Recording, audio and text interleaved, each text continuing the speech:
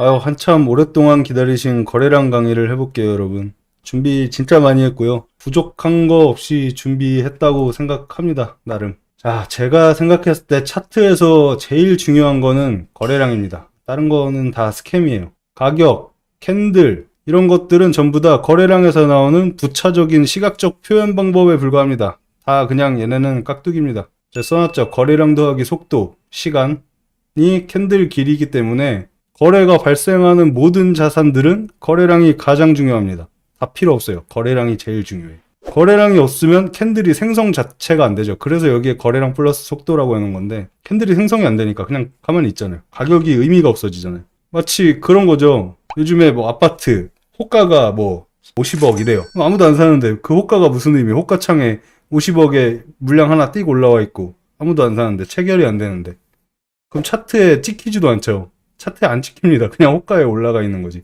그러니까 같은 맥락이에요. 거래량이 있어야 가격이 형성이 되고 캔들이 형성이 되기 때문에 거래량이 제일 중요합니다. 이게 사실상 이제까지 한 모든 강의의 거의 총 집합이라고 보셔도 될 거예요. 본 강의는 최소한 이머프의 찐바닥 잡기 강의 전부 다, 심화 강의 전부 다 보고, 하이라이트 강의 중에서 약간 재미성 말고 강의성 이런 공부하는 영상들은 다 보신 다음에, 그것도 몇 번 보신 다음에 보셔야 이 거래량 강의를 이해를 하실 수가 있고요.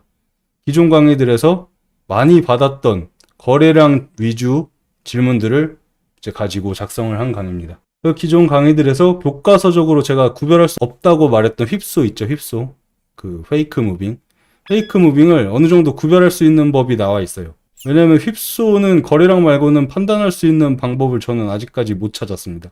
이것도 어디 나와 있는 게 아니라 그냥 제가 혼자 생각한 거예요. 휩소를 구별을 할 수는 있습니다, 거래량으로. 근데 확신이 없을 뿐이지 구별이 되기는 해요.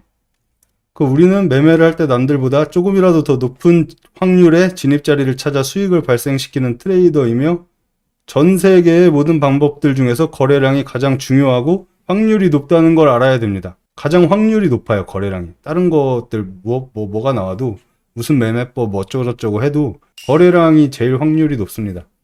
만약에 반박을 하고 싶으면 그냥 네가 맞다고 생각하시면 돼요. 저는 거기에 싸울 용의가 없습니다. 그리고 더 중요한 거가 있는데, 이 강의에서 제가 말하는 거래량 수량 기준, 뭐 몇천 개다 말하는 거는 트레이딩 뷰의 비트코인 9대 거래소 합계 거래량 기준이에요. 이 보조지표 추가하시는 방법은 여기 링크 들어가셔가지고 즐겨찾기 뭐 추가해서 보조지표에 그 거래량 합계 추가하시면은 추가가 됩니다. 제일 많이 제가 받는 질문 중에 하나, 거래량이 많고 적음의 기준이 뭔가요?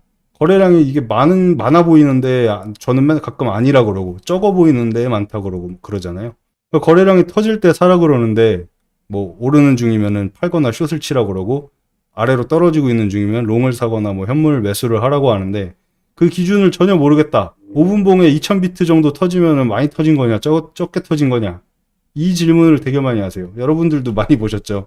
하도 많이 들으시니까 이제. 이거에 대한 제 답변은, 거래량이 많고 적고의 기준은 절대적인 게 아니에요. 이게 절대적일 수가 없죠. 거래량이 매일매일 바뀌는데. 시간대도 다르고. 절대적인 게 아니고 현재 시장 상황에 맞는 거래량 기준을 적용해야 됩니다. 예를 들자면 큰 시간대의 기준으로 먼저 내가 생각을 해놓고, 예를 들어서 일봉 평균 거래량이 100만 비트라고 가정을 할게요. 최근 근래에 100만 비트라고 가정을 했을 때 15분봉 거래량이 뭐 예를 들어서 10,000개면은 보통 많은 편이었다. 뭐 그런 식의 기준을 잡던지, 아니면은 오늘은 오늘 같은 날, 딱 오늘 같은 날 있죠. 일본 거래량이 뭐 거래량 뭐 보통 평균에 한 50%밖에 안 나와요. 올해 거래가 없어가지고 오늘. 이런 장일 때는 15분봉 거래량이 뭐 한 2,000개만 터져도 뭐 많은 거다라는 식으로 자체적인 기준을 세워야 됩니다. 이거는 근데 감이 쌓이면은, 내가 거래를 많이 하다 보면은 지금 이게 거래량이 평균 기준 많은 거다 적은 거다라는 감이 와요. 여러분들도 이제 슬슬 오실 거예요.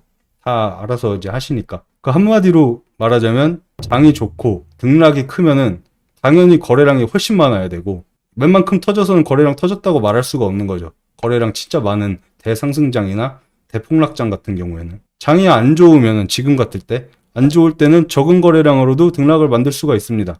여기서 발생할 수 있는 예외사항은, 국권이 지키던 지지선이나 추세선 같은 거를 아주 강하게 몇천 비트의 거래량으로 갑자기 하방으로 아니면 상방으로 뚫어버린다면 당연히 추가 하락이나 상승을 예상해야 됩니다.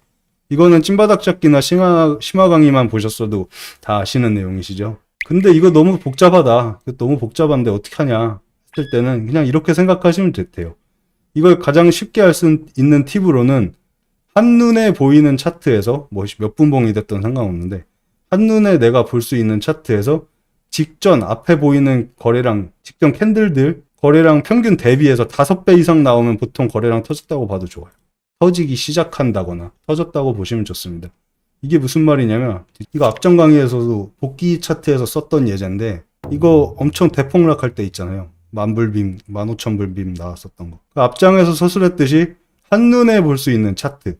자, 예를 들어 차트가 여기까지만 진행을 했어요. 여기까지 진행을 했는데 내가 한눈에 볼 수 있는 차트는 이만큼일 거 아니에요. 이만큼을 봤는데 여기 거래량이 앞전 캔들들 거래량 평균 대비 5배가 뭐야? 훨씬 많이 터졌죠. 보통 이럴 때 매수합니다. 이럴 때 매수를 해요. 그러면 여기까지 봤으면 어디예요, 그게? 여기까지 내가 봤으면 여기잖아요, 여기. 근데 얘가 봤을 때 앞전 캔들들 거래량 평균 대비 5배 정도 돼 보이거든요, 제가 봤을 때. 5배 정도 돼 보이는데 여기도 들어갔으면 한 입 먹었죠, 찔끔. 이게 찔끔인데 엄청 커요. 이게 10,000불빔짜리라서 이 찔끔이 몇백 불입니다. 이건 15분봉이라서 그런데 스캘핑으로 접근한다면 5분봉 쪽에서 이거 다 먹을 수 있었죠, 아랫골이. 그런 식으로 거래량 평균을 보는 겁니다. 저는 일일이 이 숫자를 다 봐요. 몇 개인지.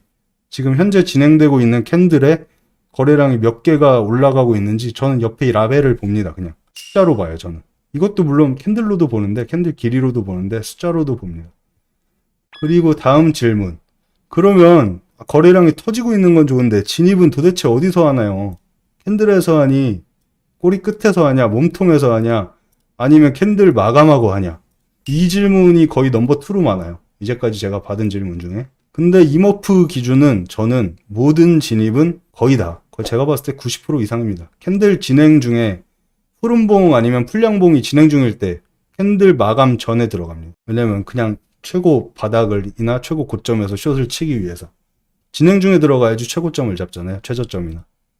물론 거기가 바닥이 아니고 더 빠지거나 오를 때는 자리에 따라 손절이나 순환매로 대응해야지. 이건 당연히 그렇게 해야죠.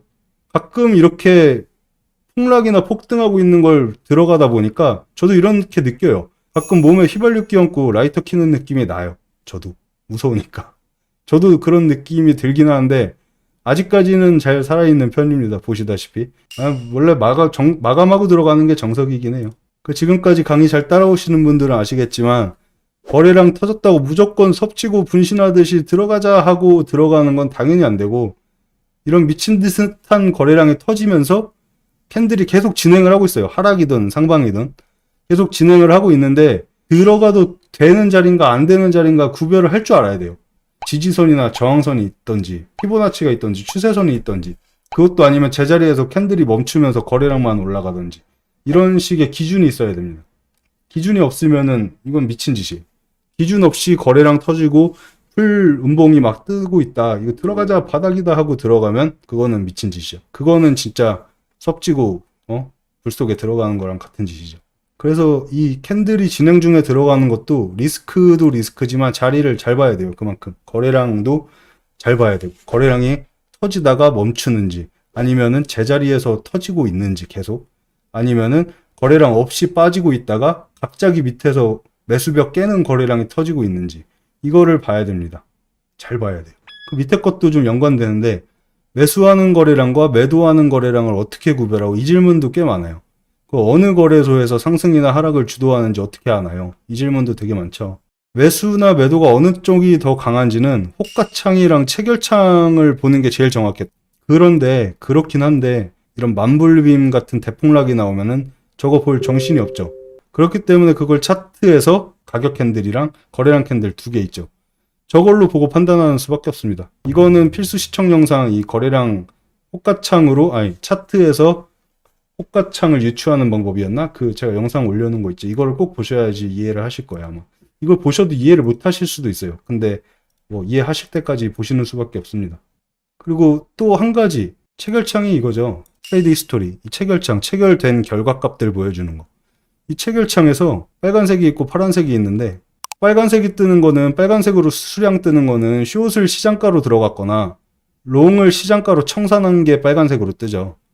그 초록색은 이거는 매수 거래량이라고 보면 되는데, 매수 거래량은 롱을 시장가로 들어갔거나 숏을 시장가로 청산한 거라고 볼 수 있습니다. 근데 전 저거 안 봐요. 저는 이거 아예 그냥 숨겨놓잖아요. 전 그냥 이걸로만 봅니다. 거래량이랑 캔들로만. 저것만 봐도 얼추 뭐 대충 보이더라고요. 그리고 현재 상승이나 하락을 주도하고 있는 거래소를 판단하는 기준, 이것도 되게 중요해요. 사실 되게 중요합니다. 이것도. 주도하는 거래소를 판단하는 기준은 해당 거래소의 차트를 보는 수밖에 없어요. 이건 당연하죠. 당연히 해당 거래소 차트를 보고 해당 거래소에서 거래량이 얼마나 나오냐를 봐야지만 알 수가 있고, 주로 저는 바이낸스, 코인베이스, 비트파이넥스에서 주도를 한다고 생각을 해요. 얘네 세 군데밖에 없는 것 같아요. 가끔 뭐 FTX도 있다고 하는데 저는 잘 못 느끼겠고, 저 세 군데가 그냥 메인으로 다 해먹는다고 보시면 됩니다. 그 특이사항으로는 비트파이넥스가 USDT를 찍어내는, 그러니까 테더 찍는 공장이잖아요. 쟤네가 소유주잖아요. 그렇기 때문에 제 생각에 옛날부터 진짜 추세가 전환되거나 아니면 누가 하락을 막아야 자꾸 상승을 막던지 그런 거를 막는 것 같은 경우에는 비트파이넥스가 주도한다고 생각하고, 기관이 매매 많이 하는 데는 코인베이스랑 바이낸스라고 생각을 하고, 개미들 심리를 보기엔 바이낸스가 제일 좋은 것 같아요.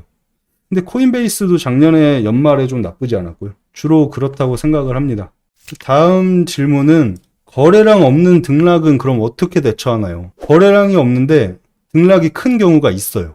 꽤 많습니다. 그거는 주로 언제 발생하냐면 상승이나 하락이 반전되기 전에 이런 현상이 나타나요. 거래량이 계속 줄는데 계속 올라가, 가격이. 이런 현상이 나타납니다. 되게 많아요, 의외로. 우리는 대체로 디지털 쓰레기급 알트코인들이 일본 기준 거래량이 터지면서 초장대 양봉이 나오면서 설거지 피날레로 마무리를 한다고 생각을 하는데, 의외로 거래량이 점점 줄어들면서 캔들만 길어지는 쓰레기 같은 애들이 꽤 있어요. 엄청 많습니다. 쓰레기가 아닌 애들도 있어요, 심지어. 메이저급인데도 이런 움직임을 주는 애들이 있어요. 그러니까 만약 이렇게 거래량이 없는데 나름 유의미한 등락을 준다면 캔들 길이, 이거는 거래량을 빼야 되니까, 왜냐면 별로 유추할 수 있는 방법이 별로 없습니다. 캔들 길이랑 기타 작도, 지지저항, 추세, 피보를 주로 많이 봐요. 이럴 때는 피보를 활용하여 매매해야 됨. 이거 일단 기억하시고, 뒷장에 예제가 있거든요. 이거 일단 기억하시고, 그 다음 질문이 거래량 터지면서 상승이나 하락을 하다가 지지저항선에서 주춤할 때, 이때 내가 매수를 할까 말까, 이게 더 빠질까 아니면 더 오를까, 이거를 순간적으로 제가 판단하는 기준을 되게 궁금해 하시더라고요. 근데 이 질문이 어떻게 보면 되게 당연한 질문인 것 같지만 이게 나름 되게 많은 판단 기준이 요구돼요. 생각이 되게 많아지는 질문입니다. 이것도 실제로 내가 이 상황이 맞닥뜨린다면 생각을 많이 해야 돼요. 예를 들어서 대폭락을 하고 있는 도중에 곧 좀 있으면 의미 있는 지지 구간에 도달할 것 같은데, 지지선이나 뭐가 됐든지 올 것 같은데, 거기까지 그렇다 한다면 이 아래 세 가지 정도 최소한 시나리오를 생각하고 대기를 해야 돼요. 1번이 지지 구간에서 거래량이 터지면서 지지하는 딱 그 가격대에서 거래량이 막 엄청 터지면서 한 방에 지지하고 반등을 해줄 것인가 말 것인가. 이게 베스트 시나리오죠, 사실. 마지막 장대 양봉에 거래량 터지고 V자 반등하는 거. 이거 1번 베스트 시나리오. 우리는 대부분 이거를 노리고 들어가죠. 근데 아닌 경우가 있죠. 지지 구간에서 매수를 분명히 받았는데 반등을 못하고 질질 더 빠지던지 아니면 살짝 반등하고 쌍바닥까지 찍는 건지, 이거를 두 번째로 이제 생각을 해야 될 거고, 세 번째가 이미 매도가 엄청나게 터지면서 지지 구간까지 내려왔는데, 그러니까 내려오는 도중에 이미 거래량이 터지면서 내려온 거죠. 내가 생각했던 지지선에 도착을 했어. 근데 거기서 거래량이 더 터지면서 한 방에 뚫릴 것인가. 이거는 손절이죠. 이거는 무조건 손절입니다. 핍소라고 가정을 해도 이건 일단 손절을 해야 돼요. 내가 만약에 포지션을 들어갔다면. 이거는 어쩔 수 없어요. 근데 이런 경우가 많이 없죠, 진짜. 만불빔 때 아니고서는 이런 경우가 잘 없긴 하죠. 1년에 몇 번 정도 손절 감안하고도 이런 구간은 들어가야 되죠, 그래도. 트레이더라면. 최소 이 정도는 당연하게 의심을 하고 대응 시나리오를 생각해 놓고 포지션 진입을 해야 되며, 이 위에 질문에 답을 하자면 이머프 기준에 지지 구간의 거래량이 터지면서 캔들이 멈칫한다면 저는 그냥 무지성으로 다 들어갑니다. 그러니까 3번 같은 일이 발생한다 손 치더라도 저는 일단 제가 생각했던 구간에서 거래량이 터진다면 저는 무조건 들어가고 보는 거죠. 손절해봐야 어차피 뭐 얼마 안 되니까. 먹을 수 있는 기대값이 훨씬 크잖아요. 손익비가 좋은 자리니까. 그리고 그 순간 판단 기준은 당연히 그곳이 지지라인이라는 것과 거래량이 터졌기 때문이라는 전제는 무조건 붙어야 됩니다. 아무것도 모르겠는데 거래량 터졌으니까 나는 그냥 들어간다 이러면은 망하는 지름길인 겁니다. 근거가 있어야 돼요. 거래량 터진 거는 당연한 거고 그 외에 부차적으로 평적 지지선이 있겠고 뭐 사선이 있겠고 뭐 채널이 있겠고 피보나치가 있겠고 앞에 심화 강의에 나왔던 그 수많은 지지 라인들 있잖아요. 그런 것들까지 겹쳐야지 그래도 내가 확신을 가지고 어느 정도 들어갈 수 있다라는 말입니다. 이것도 이것 좀 신선했어요. 질문하시면 이거는 한 분밖에 안 계셨는데 딱 한 분이 질문해 주신 건데 되게 너무 신선했어가지고 상승파동이 이렇게 하다가 조정시 하락파동에서 반등시 거래량이 별로 없는데 매물대나 피보나치로만 보고 판단해야 되나요? 이게 두 가지가 있어요. 보통 이럴 때는 조정 끝자락, 여기죠. 조정 끝자락. 조정 끝자락에서 거래량이 발생하거나 끝까지 거래량이 안 나와주는 경우가 있어요. 안 나와주는 경우가 있는데 그럴 때는 매물대나 지지선 아니면 피보나치 등으로 판단해야 됩니다. 근데 한 가지 예외가 있다면 무지성 대상승장에서는 조정 파동에서도 거래량이 엄청 많아요. 왜냐면 위에 고점에 물린 코린이들이 바닥에 엄청 던지기 때문에. 그래서 상승장에는 조정 파동에도 거래량이 거의 상승할 때보다 더 많을 때가 많습니다. 여기 보시면은 앞전에 3만 불 지지하다가 이렇게 막 올라가고 제가 여기 고점 파동 새로 만든 것 같다라고 했을 때 그때거든요. 하고 조정 나왔는데 618을 지지를 했는데 이 빠졌을 때 거래량이 별로 없었어요. 거래량 없다가 이게 올라갈 때 거래량이 쭉 나온 건데 이렇게 거래량 없이 지지할 때가 있습니다. 이게 이제 질문하신 분이 말씀하신 이거죠. 근데 여기를 거치고 나서 진짜 찐 상승장이다 하고 막 여기까지 올랐죠. 5만 불까지 52,500불 오른 다음에 여기서 내려올 때는 거래량 엄청 많잖아요. 조정할 때도. 거래량이 앞전 거래량 평균들보다 지금 5배는 그냥 넘죠. 이렇게 많이 나올 때도 있습니다. 꼭 적게 나오지만은 않아요. 조정파동에서도 올라갈 때보다 거래량 훨씬 많이 나올 때가 많습니다. 이렇게. 이거는 제가 좀 섹터를 나눠봤는데 섹션을 몇 개, 3개로 나눴어요. 거래량이 발생하는 구간의 종류와 대응 방법에 대해서 좀 써봤습니다. 첫 번째로 이제 거래량이 계속 꾸준히 늘어나는 거래량이 있잖아요. 거래량이 터진 마지막 양봉, 음봉이라고 생각을 했는데 지하실이나 천장이 있더라. 이럴 때는 어떻게 대응해야 되냐? 이건 사실 대응할 수 있는 방법은 하나밖에 없죠. 손절 아니면 한참 기다려서 위에 가서 물 타는 거. 그거밖에 없는데 답변은 이미 음봉이나 양봉이 수차례 계속 진행됐는데도 거래량이 꾸준히 올라가면서 계속 올라가 거래량이. 그리고 가격도 계속 올라가. 그렇다 한들 마지막 캔들의 거래량이 결국엔 제일 많이 터지게 되어 있습니다. 거래량이 제일 많이 터지면서 상승이나 하락 반전이 될 가능성이 매우 커요. 뭐 100%라고 말하기가 그래서 매우 크다라고만 써놨는데 거의 대부분 반전이 되죠. 다만 이때 마지막 캔들이 가장 길 필요가 없어요. 장대일 필요가 없습니다. 매우 길거나 아니면 매우 짧거나 도지일 가능성이 있습니다. 이거를 제가 생각하다가 예제를 솔라나가 제일 예제로 좋을 것 같아가지고 솔라나 4시간봉 차트를 가져왔어요. 작년 거를. 여기 보시면은 이때도 가격이 많이 오른 겁니다. 만약에 여기가 전부 다 없는 구간이라고 생각하면 그 차트를 뒤로 돌려보시면 이게 다 엄청난 장대 양봉이에요. 근데 이 장대 양봉으로 계속 올리는데 거래량도 계속 올라가요.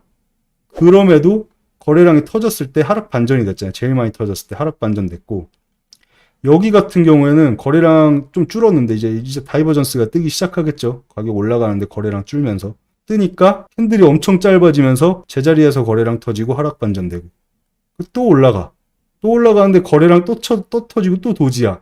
또 제자리 거래량 반전되고 이렇게 하락 횡보하다가 그냥 여기는 박스권 횡보가 됐죠. 결국엔 또 올라가요. 무지성 상승. 결국엔 또 여기까지 봤을 때 여기가 거래량 제일 많이 터지고 캔들 길고 장대 터지고 하락하고.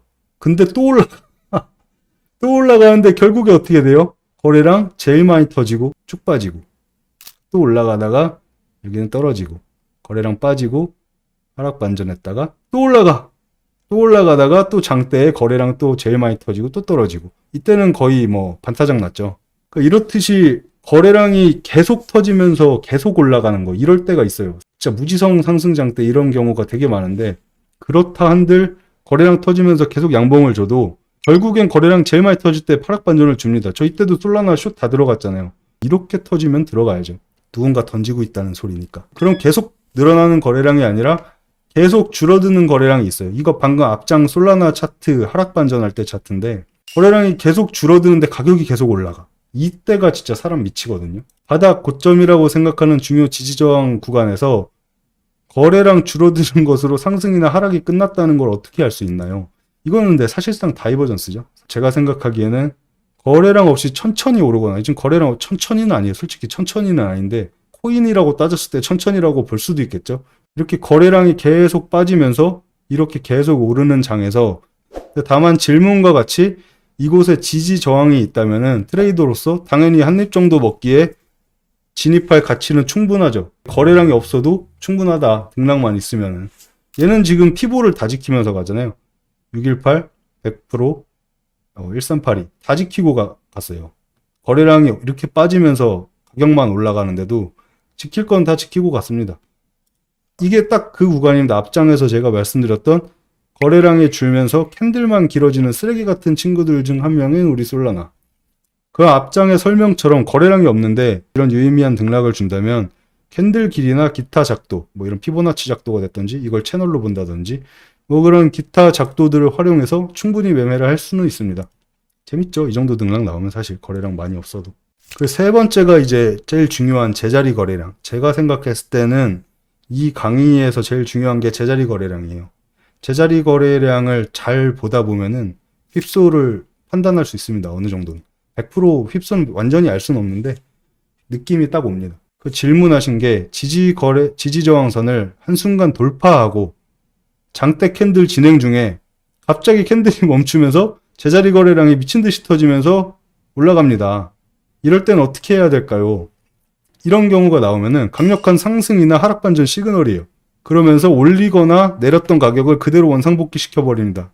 이런 스캔 무빙 휩소의 특징은 그런 지지 저항선을 뚫고 풀양봉이나 풀음봉이 진행되고 있는 상태에서 마감 안 되는데 끝에서 내가 1부터 10까지 올린 거래량보다 갑자기 거래량이 더 터져요. 양봉이나 음봉 끝자락에서.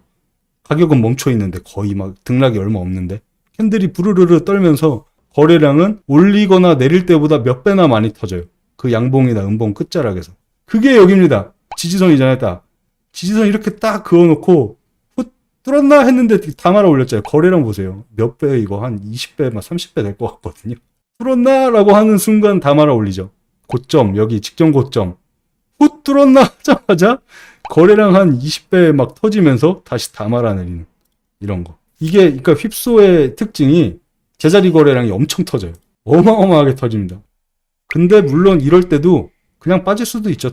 당연히 더 빠질 수도 있는데 이 휩소는 느낌이 조금 달라요. 이거를 뭐라고 설명을 해야 될지 모르겠는데 보통 얘가 더 빠지려면 캔들이 이렇게 부르르 떨려고 하다가 금방 밀려요. 이런 휩소를 주는 경우 같은 경우에는 가격 캔들이 이렇게 거의 안 움직이고 아니면 움직여도 금방 제자리에서 이렇게 움직이고 근데 이게 시간이 엄청 깁니다. 제가 느끼기로는 훨씬 깁니다.